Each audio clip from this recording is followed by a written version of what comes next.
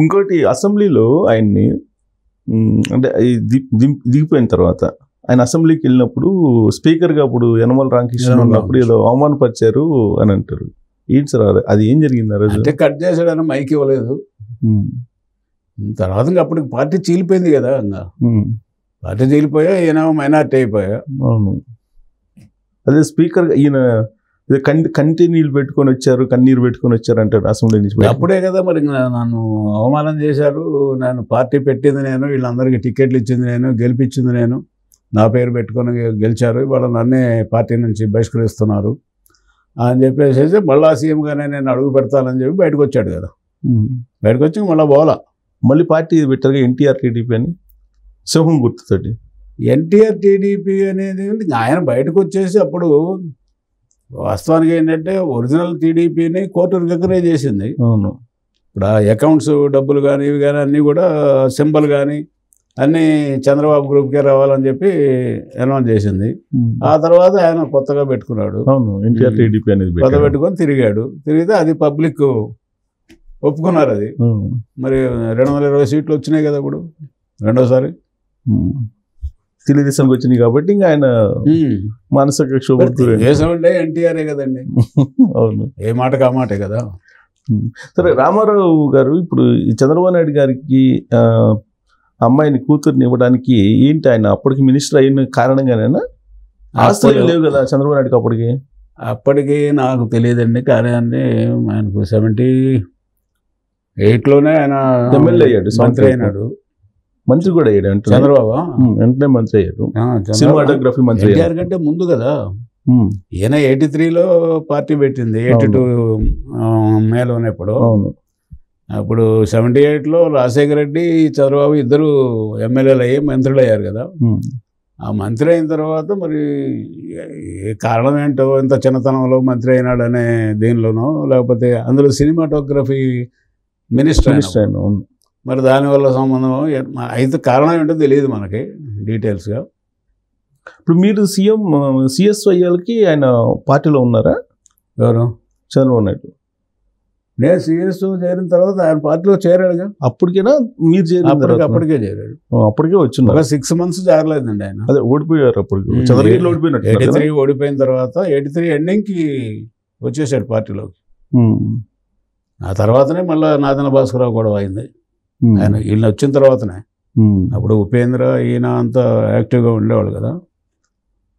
So NT Ramarao గారు లాంటి వాళ్ళ దగ్గర మీరు సుదీర్ఘ ప్రయాణం చేశారు కదా, మెమరీస్ తరచూ గుర్తొస్తుంటాయి మీకు? ఆయనతో ఉన్న మెమరీస్ బాగా తరచూ గుర్తొస్తుంటాయి మీకు? గుర్తు అంటే యాక్చువల్గా అయితే నేను డైరీ లాంటి మెయింటైన్ చేస్తే బాగుండేది, అది చేయలేదు. మామూలుగా మేజర్ ఇన్సిడెంట్స్ అన్నీ గుర్తుంటాయి, లేకపోతే ఏదన్నా ఒకటరా ఇట్లా మేజర్ ఇన్సిడెంట్స్ గుర్తున్నాయండి. ఇప్పుడు 85లో ఆయన యుఎస్ వెళ్ళారు కదా ఆపరేషన్కి, 85 అనుకుంటా కదా. వెళ్ళి తిరిగి వచ్చేటప్పటికి నాదెండ్ల భాస్కరరావు, అప్పటికి మీరు సిఎస్ఓ 1 month నేను బ్యాక్ డిపార్ట్మెంట్కి. మళ్ళీ వెళ్ళిపోయారు ఆయన? అప్పారావు గారు వెళ్ళిపోయారు ఆయనతో పాటు. వాస్తవం నేను వెళ్ళాలి, ఓకే. ఇప్పుడు అప్పారావు గారు వెళ్ళాడు. మళ్ళీ ఆయన్ని రిసీవ్ చేసుకోవడానికి నేను బాంబే వెళ్ళి బాంబే ఎయిర్పోర్ట్లో రిసీవ్ చేసుకుని అప్పుడే చెప్పా పరిస్థితి బాగాలేదు. మరి అంతకుముందు అప్పారావు గారు ఏం చెప్పాడు ఆయనకు, ఇక్కడ ఉపేంద్ర చంద్రబాబు వీళ్ళందరూ ఏం చెప్పారు నాకైతే తెలియదు, కానీ బట్ ఏదో గ్రూప్ పుట్టాన్ని జరుగుతూ ఉంది, 30-35 మంది కూడా ఒకవైపు చేరుతున్నారని వింటున్నాము అని చెప్పాము. ఆయనకు కూడా కొద్దిగా తెలిసినట్టుంది. ఇప్పుడు భాస్కరరావు గారు కూడా పెద్ద ఆయన రిసీవ్ చేసుకోవడానికి ఇక్కడ ఎయిర్పోర్ట్కి వచ్చాడుగా ఆ రోజు. అది ఆపరేషన్ చేయించుకొని వచ్చేటప్పుడు ఎయిర్పోర్ట్కి వచ్చాడు. రోడ్డు రిసీవ్ చేసుకున్న తర్వాత ఆయన ఓపెన్ టాప్ జీబులో ఇంటి దగ్గరకు వచ్చిన తర్వాత వీళ్ళు అది ఇది చెప్పారు. వెంటనే డిస్మిస్లో ఆయన డిస్మిస్ చేయమని చెప్పి గవర్నర్కి లెటర్ పెట్టాడు. అది తెలుసుకొని భాస్కరరావు గారు రిజైన్ చేశాడు. అది ఒకరోజే అవన్నీ. ఒకసారి 33 మందిలో ఒకేసారి మినిస్టర్స్ని తీసేసారని చెప్పి అంటారు. అలా 30 మంది కూడా అంతా 10-15 మంది దొంగలండి. వాళ్ళు యాక్చువల్గా ఎమ్మెల్యేలు కాదు. మా ఏరియా నుంచి కూడా, కారంపూడి ఏరియా నుంచి కూడా 2-3 మాకు తెలిసిన వాళ్ళు వచ్చి ఎమ్మెల్యేల కింద నిలబడ్డారు భాస్కరరావు గ్రూపులో. వాళ్ళు ఇప్పుడు రామ్లాల్ ఆ రోజున్న గవర్నరు హెడ్ కౌంట్ కూడా చేయమంటే చేయలేగా. I'm satisfied. అదే కాన్స్టిట్యూషన్లో ఆ ప్రొవిజన్ ఉంది, ఇఫ్ గవర్నర్ ఈజ్ సాటిస్ఫైడ్ ఈ కెన్ డూ ఇట్ అని. ఇప్పుడు ఆ రోజు పాపం జైపాల్ రెడ్డి స్పీకర్ డెసిషన్ ఉంటుందిగా. స్పీకర్ డెసిషన్ ఏముంటుంది అక్కడ అందులో తర్వాత అంటే తర్వాత కదా, అది ఫ్లోర్ ఆఫ్ ది హౌస్ వచ్చినప్పుడు కదా. అప్పుడు ఆ రోజు నెల రోజులకి ఎవరెవరు లాగుతారో భయపెట్టో ఇదేదో ప్రలోభాలు పెట్టో ఏదో చేస్తారనే ఒకటి ఉంటుంది కదా. అదొక 1 వీక్ 10 days వచ్చి పెడితే అప్పుడే కదా వీళ్ళంతా, ఆయన విజయరామరావు గారు కమిషనరు, అందరూ ఆ తెల్లవారి జరుగుతూ ఉందని భాస్కరరావు గారి ప్రమాణ స్వీకారం చేస్తారనగా రాత్రిపూట 2-2:30 ఆ ప్రాంతంలో నేను పోయి ముషిరాబాద్ స్టూడియోలో చెప్పాను వీళ్ళకి, తెల్లారి 9 జరుగుతూ ఉంది, మన దగ్గర ఇంతమంది ఎమ్మెల్యేలు ఉంటే ఎట్లా అవుతుంది, ఏం చెప్తావు నువ్వు అని. అరే జరుగుతుందా, ఇది జరుగుతుంది, మీకేం తెలుసు, అక్కడ స్టూడియోలో ఉంటే మేము ఇంటెలిజెన్స్ ఇన్ఫర్మేషన్ నేను చెప్తున్నాను. నేను 6 గంటలకి వెంకయ్యనాయుడు గారు వచ్చారు, ఆయన చెప్పాడు నరసయ్య గారు చెప్పింది కరెక్ట్, 9 జరుగుతూ ఉంది. అప్పుడు హడావుడు చేసి ఈ జనానంద దేశపై రాజ్భవన్ గేట్ ముందు కూర్చొని ధర్నా చేస్తే అరెస్ట్ చేశారు వీళ్ళందరినీ. నువ్వు లోపలికి ఎలా చేయవు, పోనీ గవర్నర్ యువతలకు వచ్చి వీడు ఎమ్మెల్యేనా కాదా అని ఏమైనా చేశాడా? అంతా అన్కాన్స్టిట్యూషనలే కదండి. ఇందిరాగాంధీ కావాలనుకుంది, ఎన్టీఆర్ ఉండకూడదు అనుకుంది, చేసింది అంతే. ఈయన పోయి అప్పుడైనా పనుకుంది సెక్రటరీ దగ్గర, ఏదో పనుకున్నాడు కదా. అదే మనం రాజ్భవన్ దగ్గరే, రాజ్భవన్ దగ్గర సెక్రటరీ దగ్గర పనుకుంది. ఆ ఇన్సిడెంట్ వేరు. మళ్ళీ అదేంటి, అది November 1st మనకు ట్యాంక్ బండ్ మీద ఈ ఉత్సవాల వ్యవహారం ఏదో జరిగితే November 1st ఇది ఇంటికి పోతున్నాం. ఇంటికి పోతున్నప్పుడు రాజశేఖర రెడ్డి, మైసూరావు రెడ్డి వీళ్ళందరూ కాంగ్రెస్ వాళ్ళు ఈ తెలుగు గంగా ప్రాజెక్టు దీనికి వ్యతిరేకంగా మాకు కృష్ణా ఎస్యూడ్ వాటర్ కావాలి. ఈయనేమంటాడు, అంతకుముందు వాటర్ ఈజ్ ఎస్యూడ్ అంటాడు. కాదు బచావత్ ట్రిబ్యునల్లో ఉన్న క్వాంటంలో మాకు ఇంత అని మాకు ఎష్యూరెన్స్ ఇవ్వాలని వాళ్ళు చెప్తున్నారు. దాని మీద ఊరేగింపు తీసుకొచ్చేసి సెక్రటేరియట్ని అటాక్ చేశారు. అటాక్ అంటే గేట్లు వేసి ఉన్నారు, బయట నిలబడ్డారు. మనం వెళ్ళిపోదాం సార్, ఎందుకు గొడవలో, మనం ఆల్రెడీ చెప్పేసాం కదంటే ఎందుకు వెళ్ళొస్తుందో అని చెప్పి పోయి సెక్రటేరియట్ ముందు రోడ్డు మీద సడన్గా ఆపి కూర్చున్నాడు.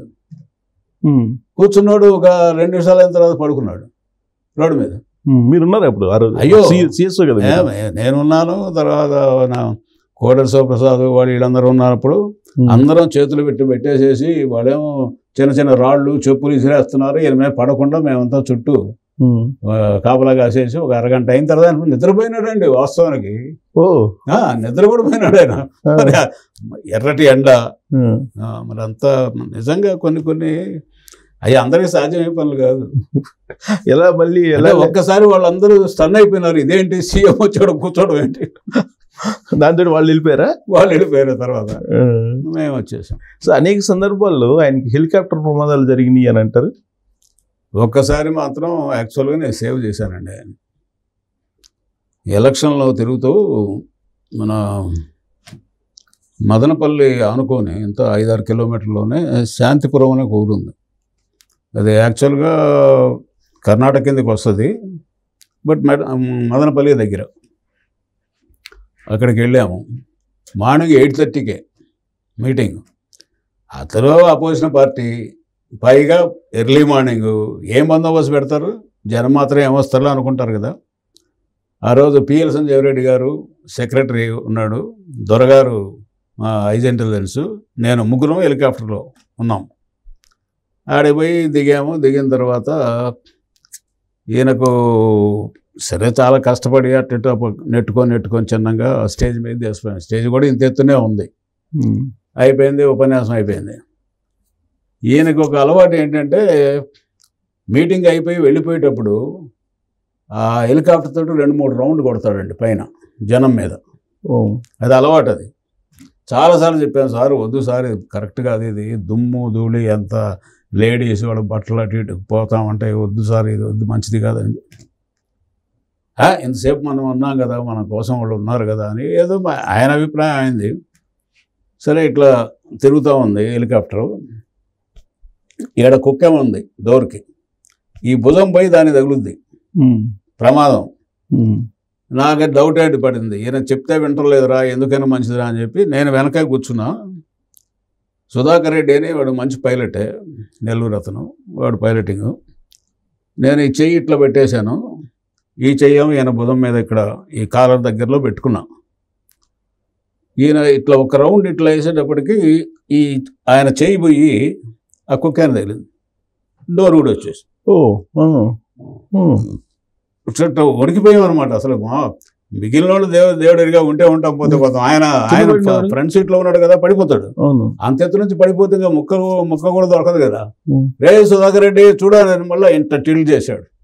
టిల్ చేస్తే మనిషి ఇట్లా, నేను కాలర్ పట్టుకొని ఇట్లా, ఈ చేతితో ఇట్లా మీరు లాగారు అనేసాను. దాంతో అయిపోయింది. మేము హైదరాబాద్ వచ్చేటప్పటికే ఓపెన్ అయిపోయిందా? ఓపెన్ అయిపోయింది, కుక్క కూడా వచ్చింది, ఓపెన్ అయిపోయింది. మేము హైదరాబాద్ వచ్చేటప్పటికే మా దొరగారు ఇల్లు అంతా వాళ్ళ ఫ్యామిలీ మెంబర్స్ అందరూ చెప్పారు, వాళ్ళ నర్సయ్య గారు లేకపోతే పెద్ద ఆయన అయిపోయేవాడు, ముక్కలు అయిపోయేవాడు అని. అట్లా ఒకసారి 2 సార్లు అట్లా జరిగినాయి. అంటే ఇది యాక్సిడెంట్, ఇంకొకసారి కొంచెం రిస్క్ తీసుకున్నాము. రిస్క్ అంటే శ్రీశైలంలో మీటింగ్ పెట్టి నేను చెప్తూనే ఉన్నా, సార్ టైం అవుతుంది అని. 6:30 అయిపోయింది అక్కడే. హెలికాప్టర్ మామూలుగా అయితే 6 తర్వాత వాడు ఫ్లై అవ్వకూడదు కదా. వాడు పైలట్ మొత్తుకుంటున్నాడు, నాకేం కనపట్టలేదు, పైన ఏ చెట్టు ఉందో పుట్ట ఉందో తెలియట్లేదని. ఇవాడికి చెప్పాను, సరే అరే ఒక 3000 అడుగులు పైకి పో, లేకపోతే 2500 అడుగులు పైకి పో, చెట్టు గిట్టు అంత పైకి రావు కదా, అంత ఉండవు కదా, స్ట్రైట్గా పోతా ఉండు, ఎక్కడ బాగా లైట్లు ఎక్కువ కనపడితే అది హైదరాబాద్ అనుకో అని చెప్పాము. సరే ఏదో వాడు స్లోగా పాపం అట్లే వచ్చాడు. శంషాబాద్ దాటేటప్పటికి ఇంకా లైట్లు బాగా కనపడుతున్నాయి. సరే అని చెప్పి వచ్చాము చిన్నగా. ఆ రోజు రిస్కే, ఆయనకు కూడా చాలా రిస్క్. అది పర్మిషన్ ఇవ్వరు కదా అసలు, ఇవ్వలేదు. వాడికి మెమో ఇచ్చారండి పాపం, వాడికి పైలట్కి. ఏవియేషన్ వాళ్ళు ఇక్కడ దిగిన తర్వాత 8:30కి వాడు ఎట్లా తీసుకొచ్చావు విఐపిని అని చెప్పి వాడికి మెమో ఇచ్చారు, వాడు చూపించాడు. అట్లా ఉంటుంది ఆయన ఒక్కోసారి పాపం.